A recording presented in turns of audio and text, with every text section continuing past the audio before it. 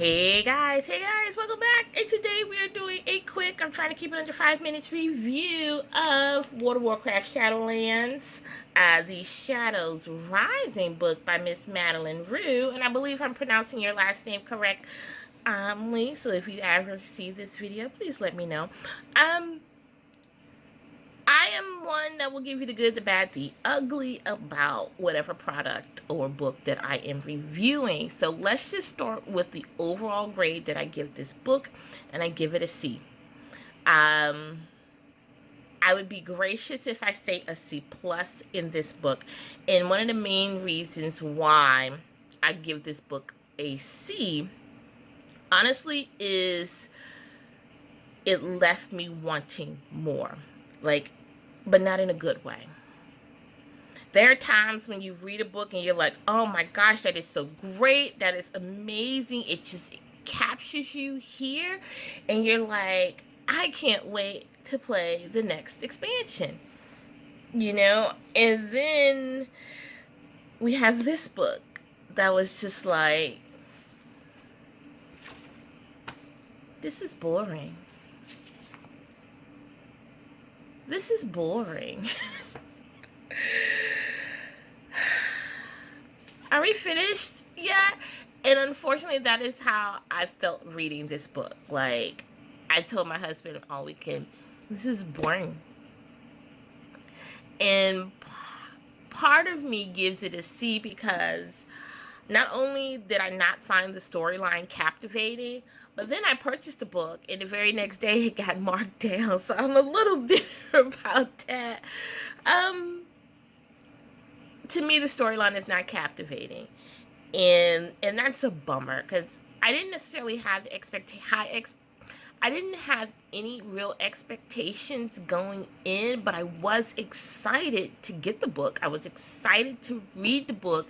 I've been ignoring reviews, because I want to have my own, I don't want to be influenced by what other people are saying about the book, but I wanted more. I wanted more story. I wanted more depth. I wanted to go into the background of several of the characters that are not just the major characters, but some of the secondary characters. Not necessarily a whole chapter devoted to them, but even just a few sentences, a paragraph. And I don't know the constraints in terms of writing this book. Like, was there a word count limit, page limit, things like that? But there are a lot of elements in this book that left me wanting to know more because I felt like it was lacking. And that really bummed me. I like the epilogue. And I like parts of the last chapter. And there were bits and pieces throughout the story that I did enjoy. But nothing that said, man, I would read that book again. And that bums me. Because there are other World of Warcraft books by different authors that have left me wanting more in a good way. Where I would come back 4, 5, 6, 7, 8, 9, 10 years later and be like, I would reread that book. I would not reread this book unless I am physically reading it to my children when they get older. I would not reread this book because there's nothing captivating to me in this book. Just a basic overview. You can see on the cover, you have Talanji, Nathanos, and Anduin. Those are your 3 main characters in the book. And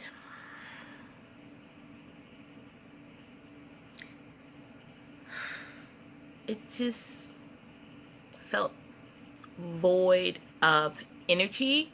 It felt void of passion. So as somebody like myself who has played since Burning Crusade, I've played since the end of Burning Crusade, so that's 2007.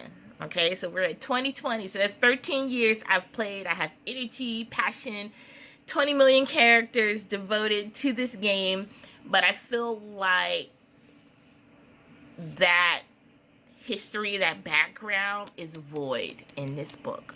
Like, this is a very, I can't think of the word, but it's very, it's vanilla. It's very vanilla, and I want more. Like, I want passion, I want energy, I want books for Blizzard, you know, to be written by people who have a passion and a history in the game. And I don't know this young lady, I don't know her background, but I felt like this book was devoid of that passion. And so, is it a good book? It is a quick read. It is a easy read. It is not a book that I would read again. It is not a book that I would pay full price for a hardback edition of.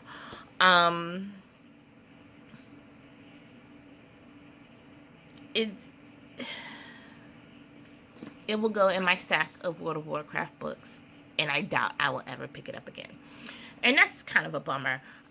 There are other reviewers out there who will give you more of the details, and I try to do spoiler-free as possible. If you are a conservative household and you do not agree with same-sex relationships, there are at least 3 in the book. They do not add or take away from the quality of the writing of the story, but it is a heads up for you. I think this book is written very easily at a middle school level, but if you are a very conservative household, you might not want your middle schooler to read about that. So that is a heads up for you as a parent. My kids are not in middle school. They are, my oldest is in middle school, but this is not a book that she would read anyway. We did pick up the Traveler series for her because we are a gaming family, but we haven't started that book yet. So when we start that, I will give you parent, review of that one as well. But there are people, everybody's different, every family is different, and so your family might be a little bit more conservative than others, so that is just a heads up there. There is no super gory, like, violence in here. A lot of things that Blizzard does is rated T for teen, so I would say 13 and up, depending on how mature your 12-year-old is, maybe 12 and up. I would not recommend it for younger than that, and that is just my personal opinion. That is just my personal opinion. I really wish some of the secondary characters had just a paragraph or 2 extra of depth to that could add depth to their characters in their storyline, but there's really not much in this book apart from the epilogue and a few little pieces here and there that makes me say, wow, oh, that's awesome. I can't wait to see more. I can't wait to read more. And unfortunately, that's kind of where I was at with the book. I finished most of this book with the day that I got it, and then I sat it for the last several days with just the final chapter and the epilogue to read, and I was so bored and disgusted that it took me 3 days to read the final 6 pages of this book, because I didn't want to read it. Like, I just felt completely bored with it. So I give the book a C. I don't feel the story is compelling. It's a good story, but it's not a great story. It's a decent story, but it's definitely not a great story. It's definitely not a wow type story. And if you're looking for that, I think you will be unfortunately disappointed.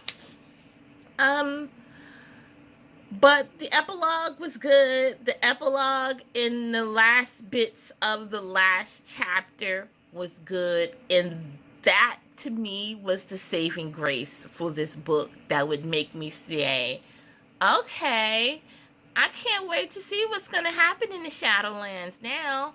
But the rest of the book, even though it was meant to be a setup, it was a very dry setup. So that's what I have to say. If you get the book, don't spend $25 on a hardback book. Find it used. Get a paperback edition.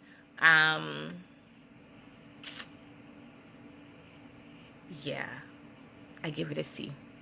All right. So, guys, that's my good, my bad, my ugly, my review of Shadows Rising. One thumb up, one thumb down.